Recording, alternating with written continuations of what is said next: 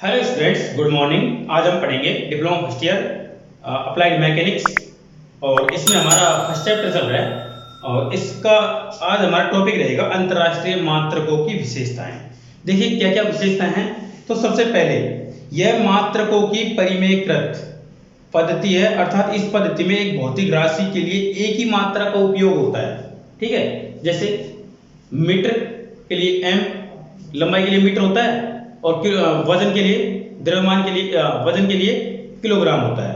ठीक है, इसी तरह से और भी, जैसे समय के लिए सेकंड, तो एक ही होता है इसका मात्रक। ठीक है, दूसरा, यह मात्रकों की संबद्ध पद्धति है। यह मात्रकों की संबद्ध पद्धति है, अर्थात इस पद्धति में सभी भौतिक राशियों के व्युत्पन्न मात्रक केवल मूल मात्रकों को गुणा और भाग करके प्राप्त किए जा सकते हैं। तीसरा, इस पद्धति में मात्रक अचर तथा उपलब्ध मानकों पर आधारित हैं। और चौथा, यह मीट्रिक पद्धति है, अर्थात यह पद्धति भी एमकेएस और सीजीएस की तरह ही दशमलव पद्धति है। ठीक है, अब देखिए मूल मात्रकों की अंतरराष्ट्रीय परिभाषाएं। मूल मात्रकों की अंतरराष्ट्रीय परिभाषाएं।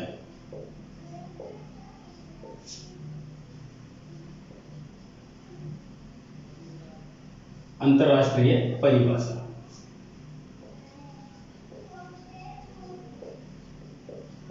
इसका मतलब यह है कि मीटर किसे कहते हैं, समय टी मतलब क्या होता है ना, कितना समय होता है, कैसे होता है, ये सारी परिभाषा पढ़ेंगे। तो सबसे पहले हम बात कर लेते हैं मीटर की। एक मीटर दूरी वह दूरी है जिसमें क्रिप्टॉन 86 की से उत्सर्जित नारंगी लाल प्रकाश की जो तरंगे निर्वात में स्थित होती है, मतलब वो तरंगे कितनी होती है। सबसे पहले मीटर की बात करें तो 1 मीटर लंबाई कितनी होगी, 1 मीटर लंबाई होगी क्रिप्टॉन 86। इससे उत्सर्जित जो तरंगे होती हैं उनमें से जो लाल रंग की तरंगे हैं, है ना, वो प्रकाश, लाल रंग की जो प्रकाश की तरंगे हैं वो 1650-763.73 तरंगे निर्वात में स्थित होती है। ठीक है, तो उन इतनी सारी तरंगे हैं, ये जब एक दूसरे के साथ में होती हैं तो इनकी जो टोटल लंबाई होगी वो 1 मीटर के बराबर होगी। ठीक है, परिभाषा कितनी अजीब दी है इन्होंने। तो यहां पर अगर मीटर को हम बाकी दूसरे मात्रक देखें तो 1 किलोमीटर, 1 किलोमीटर बराबर होता है 10⁻³ मीटर। इसी तरह से 1 सेंटीमीटर की बात करें तो ये होता है 10⁻² मीटर। और इस तरह से मिलीमीटर की बात करें 1 mm की तो ये होता है 10⁻³ मीटर। माइक्रोमीटर की बात करें, 1 माइक्रोमीटर ये चिन्ह होता है 1 म्यूएम, तो इसका मतलब होता है 10⁻⁻⁶ मीटर। अगर हम नैनोमीटर की बात करें 1 nm, ठीक है, स्मॉल nm, है ना, तो इसका मतलब होता है 10⁻⁹ मीटर। और एक फर्मी की बात करें, एक फर्मी स्मॉल है, इसका मतलब होता है 10⁻⁻15 मीटर। अगर हम एक एंगस्ट्रॉम की बात करें तो ये होता है 10⁻⁻10 मीटर। ठीक है, तो ये हो गए जो अलग अलग मात्रक, अलग अलग लंबाइयां हैं उनको मीटर के रूप में। ठीक है, तो ये तो बात हो गई मीटर की। अब हम चलते हैं दूसरा द्रव्यमान, किलोग्राम, है ना। तो यहां पर दूसरी परिभाषा हमारा किलोग्राम, किलोग्राम, इसका चिन्ह होता है केजी। ठीक है, देखिए इसकी क्या परिभाषा है। 1 किलोग्राम मतलब पेरिस या रिवर्स में रखे प्लेटिनम इरिडियम के बेलन के द्रव्यमान के बराबर है। इस बेलन की ऊंचाई और व्यास 3.9 सेंटीमीटर है। मतलब प्लेटिनम इरिडियम एक मिश्र धातु है और उसका यहाँ पर 3.9 सेंटीमीटर की ऊंचाई और 3.9 सेंटीमीटर व्यास का एक बेलन है जो काफी भारी है, तो उसका जो द्रव्यमान है, उसका जो वजन है वो 1 किलोग्राम के बराबर है। ठीक है, दूसरा देखो, यह 4 डिग्री सेल्सियस पर 1 लीटर जल का द्रव्यमान भी है। 4 डिग्री सेल्सियस पर जो 1 लीटर जल होता है उसका जितना वजन होता है वो भी 1 किलोग्राम ही है। तीसरा देखिए, 1 किलोग्राम मात्रा कार्बन 12 के 5 × 10⁻25 परमाणु के द्रव्यमान के बराबर है। ये तीसरी परिभाषा है, ये थोड़ी ज्यादा सही है। यहां पर देखें, कार्बन 12 के 5×10⁻25 परमाणुओं का द्रव्यमान, परमाणुओं का द्रव्यमान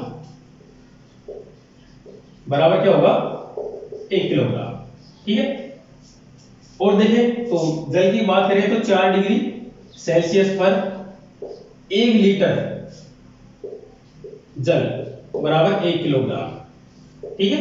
अब 1 लीटर आप जानते हो क्या होता है 10/10/10 मतलब 10 centimetre into 10 centimetre into 10 centimetre लंबाई चौड़ाई ऊंचाई का अगर कोई पात्र है तो उसमें जो जल भरा जाता है वो होता है 1 लीटर।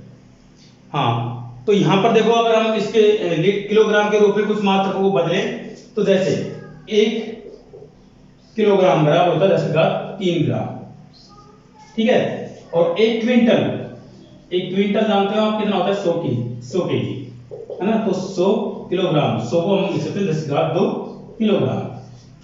अगर हम 1 टन की बात करें तो 1 टन में कितना होता है 1000 किलोग्राम होता है ना, 10 क्विंटल के बराबर। और बात करें 1 मिलीग्राम की, 1 मिलीग्राम, ठीक है, मतलब 1 mg जो हमारी टैबलेट्स होती हैं वो मिलीग्राम में ही आती है। तो 1 मिलीग्राम बराबर होता है 10⁻³ ग्राम। ठीक है। मतलब ये होता है जो ग्राम है उसका 10वां भाग। तो ये बात हो गई हमारी किलोग्राम की। अब तीसरे चलते हैं हम समय, टाइम के लिए, है ना। तो मैं इस वाले भाग को मिटा रहा हूं। तीसरी परिभाषा लेकर चलेंगे हम टाइम की, है ना, समय की। तीसरा सेकंड। तो सेकंड क्या होता है देखिए यहां पर सेकंड को सभी भाषाओं में सेकंड ही बोला जाता है, चाहे लैंग्वेज कोई सी भी हो। ठीक है, हिंदी इंग्लिश संस्कृत जो भी है। देखिए यहां पर 1 सेकंड वह समय जिसमें सीजियम परमाणु CS133 या परमाणु घड़ी जिसको बोलते हैं वो 9,192,631,770 बार कंपन करता है। मतलब तो सीजियम 133 CS ये जो परमाणु है ना, ये कितनी बार कंपन करता है 91, 92, 63, 17, 70 बार। इतनी बार कंपन करने में जितना टाइम लगता है उसको बोलते हैं 1 सेकंड। ठीक है, बराबर 1 सेकंड। ठीक है, इतनी फ्रीक्वेंसी होती है इसकी, इतने हर्ट्ज मतलब इतने कंपन एक जितने करने में जितना टाइम लेता है उसको 1 सेकंड लगता है। परमाणु ध्यान रखिए कौन सा परमाणु है सीजियम 133। ठीक है। अब बात कर लेते हैं जो समय को हम दूसरे मात्रक में कैसे बदलते हैं। तो 1 मिली सेकेंड, 1 मिली सेकेंड, मिली का मतलब क्या होता है 10वां भाग। ठीक है, तो यहां पर क्या लिखेंगे हम इसको 10⁻⁻1 सेकेंड। मिली आप जानते हो ना 10वां भाग होता है। हाँ, और बात करें आगे 1 micro second, 1 micro second, micro मतलब म्यू जो चिन्ह होता है वो माइक्रो का होता है। ये होता है 10⁻⁻6 सेकेंड। इस तरह से 1 नैनो सेकेंड, इसका मतलब होता है 10⁻⁹ सेकेंड। ठीक है। और बात है एक पीको सेकेंड की, एक पीको सेकेंड, इसका मतलब क्या होता है इसका मतलब होता है 10⁻12 सेकेंड।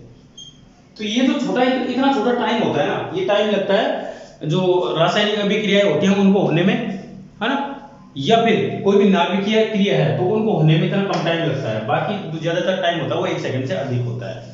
तो उन न्यूक्लियर रिएक्शन या फिर केमिकल रिएक्शन के लिए यहां पर हम इस बहुत कम टाइम को हम कैलकुलेट करते हैं। ठीक है। चौथा चलते हैं हम एम्पियर। एम्पियर क्या होता है विद्युत धारा का मात्रक होता है। जो हमारे को 7 मूल मात्रक हैं उनके लिए हम 7 लिखेंगे। चौथा एम्पियर। ठीक है। तो देखिए इसकी परिभाषा क्या है।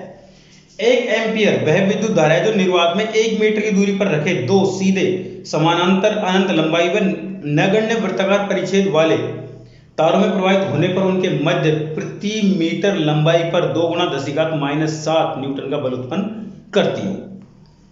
दोबारा सुन ले, एम्पियर वह विद्युत धारा है, 1 एम्पियर वह विद्युत धारा है जो निर्वात में 1 मीटर की दूरी पर रखे दो सीधे समांतर अनंत लंबाई व नगण्य वृत्ताकार परिच्छेद वाले तारों में प्रवाहित होने पर उनके मध्य प्रति मीटर लंबाई पर 2 गुना 10⁻⁷ न्यूटन का बल उत्पन्न करती हो। मतलब यहां पर इन दोनों के बीच में 1 मीटर दूरी है ना, 1 मीटर तो दूरी है। यहां पर एक एनोड और एक कैथोड है, इन पर यहां पर हम यहां पर करंट प्रवाहित करेंगे तो यहां पर इनकी वजह से एक दूसरे पर बल लगेगा। तो बल कितना होगा, यहां पर बल उत्पन्न होगा 2 गुना 10⁻⁷ न्यूटन। ठीक है, इतना बल उत्पन्न होगा निर्वात में। तो जो बल होगा, इतना बल उत्पन्न करता है तो वो क्या होगा, 1 एम्पियर के बराबर होगा। इन पर लगाया गया जो धारा है वो 1 एम्पियर के बराबर होगी। ठीक है, तो ये हमारी चौथी परिभाषा होगी। अब बात कर लेते हैं पांचवी परिभाषा की।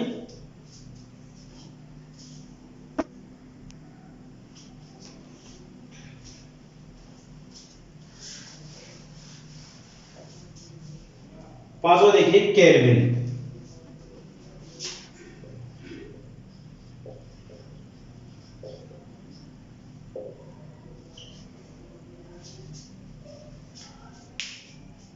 केल्विन क्या होता है, तापमान का मात्रक होता है। देखिए, 1 केल्विन सामान्य वायुमंडलीय दाब पर जल के क्वथनांक व बर्फ के गलनांक के अंतर का 100वां भाग 1 केल्विन होता है। मतलब समझे, पानी जिस तापमान पर पिघल जाता है, मतलब बर्फ से पानी में बदल जाता है, और जिस तापमान पर पानी से भाप में बदल जाता है, तो उनके बीच में जो तापमान है, जो डिफरेंस है, उसको अगर 100 भागों में बराबर बांट दिया जाए तो जो एक भाग होता है वो भाग क्या होता है, 1 केल्विन के बराबर होता है। तो ये इसकी बेसिक परिभाषा है। इसके अलावा एक दूसरी ऊष्मागतिकी की परिभाषा है। तो यहाँ पर 1 केल्विन जल के त्रिक बिंदु पर मतलब 273.16 केल्विन के ऊष्मागतिक ताप का 1/273.16वां भाग होता है। तो ये कुछ ऊष्मागतिकी की परिभाषा है ना।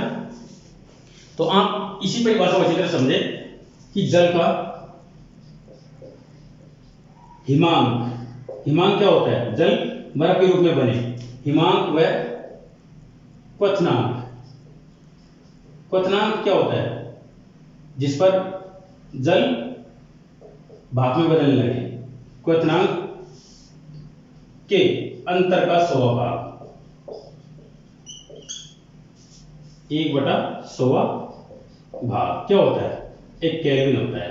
इसे कैपिटल के से डिनोट करते हैं। ठीक है, तो ये हो गई हमारी पांचवी परिभाषा। अब हम छठी परिभाषा की बात करते हैं। तो छठी परिभाषा हमारे कैंडेला, जो तीव्रता का मात्रक होता है, कैंडेला।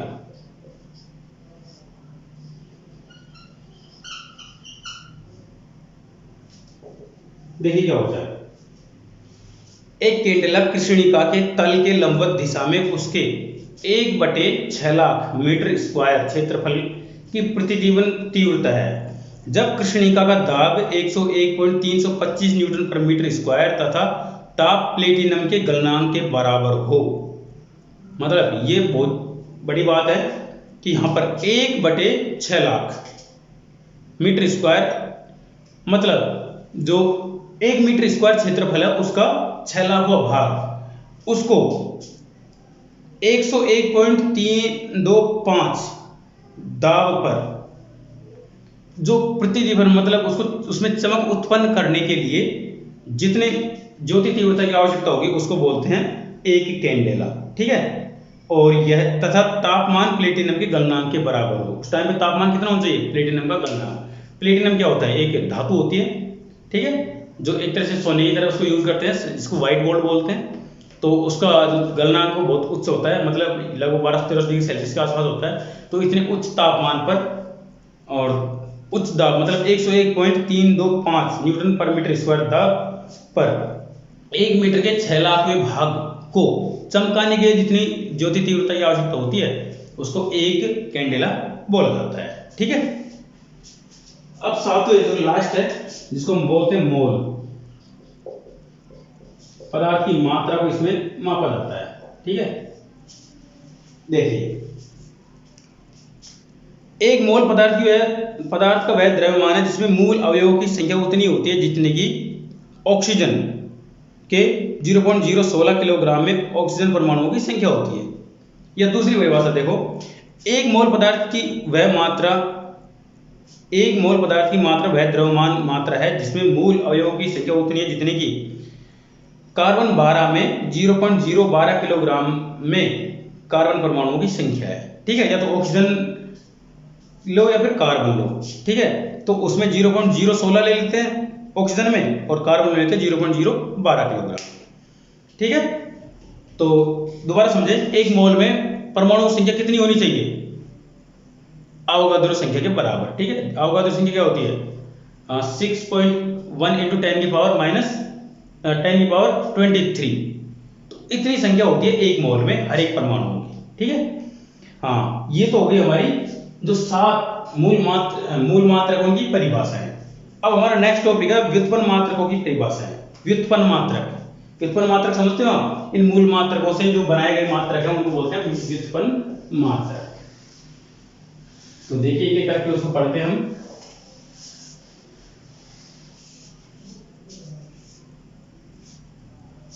व्युत्पन्न मात्रकों की परिभाषा है। व्युत्पन्न मात्रकों की परिभाषाएं।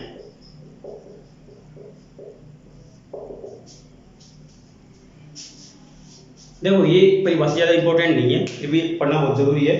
देखिए एक रेडियन बराबर क्या होता है? एक रेडियन वह तलीय कोण है जो कि वृत्त की त्रिज्या के बराबर का चाप वृत्त के केंद्र पर अंतरित करता हो। हम जानते हैं कि कोण बराबर, देखो यहाँ पर ये जो सूत्र है वो बहुत इंपॉर्टेंट है। जैसे 1 रेडियन, पहला है रेडियन, तो यहां पर आप देखें कोण बराबर क्या होता है? चाप बराबर चाप बटे त्रिज्या। तो ये जो सूत्र है ना ये बहुत काम का है। और इसकी परिभाषा क्या है कि यहां पर एक रेडियन वह तलीय कोण जो वृत्त की त्रिज्या के बराबर का चाप वृत्त के केंद्र पर अंतरित करता है। मतलब यहां पर थीटा बराबर देखेंगे तो क्या होगा? एस मतलब क्या है? चाप है, और यहां पर ये आर है। ठीक है, तो ये हो गया। अगर हम 1 डिग्री लेना चाहें तो क्या हो जाएगा? चाप क्या हो जाएगा? पाई, और यहां पर क्या हो जाएगा? 180 डिग्री। ये हो जाएगा 1 डिग्री बराबर। ठीक है, बात करें दूसरे की स्टेरेडियन की। स्टेरेडियन दो ही होते हैं व्युत्पन्न मात्रक। देखिए क्या होता है, एक स्टेरेडियन वह ठोस कोण है जो कि गोले के पृष्ठ का भाग जिसका क्षेत्रफल गोले की त्रिज्या के वर्ग के बराबर हो गोले के केंद्र पर अंतरित करता है। हम जानते हैं गोले के केंद्र पर अंतरित कोण मतलब ठोस कोण, जिसको हम दिखाते हैं। देखो ठोस कोण का सूत्र होता है गोलीय सतह का क्षेत्रफल बटे गोले की त्रिज्या। मतलब ठोस कोण का चिन्ह होता है ओम। ठीक है, तो ये होता है एरिया अपॉन आर स्क्वायर, ये इसका मात्रक होता है। ठीक है, तो यहां पर ए फॉर एरिया है, आर फॉर रेडियस है, और ये इसका स्टेरेडियन का चिन्ह है। ठीक है, तो ये हमारे व्युत्पन्न मात्रक को क्या हो गए? परिभाषा हो गई। अब देखो कुछ सूत्र हैं जो बेसिक सूत्र हैं, उनके बारे में हम देखेंगे अगले लेक्चर में। ठीक है, तो चलिए मिलते हैं अगले लेक्चर में। धन्यवाद।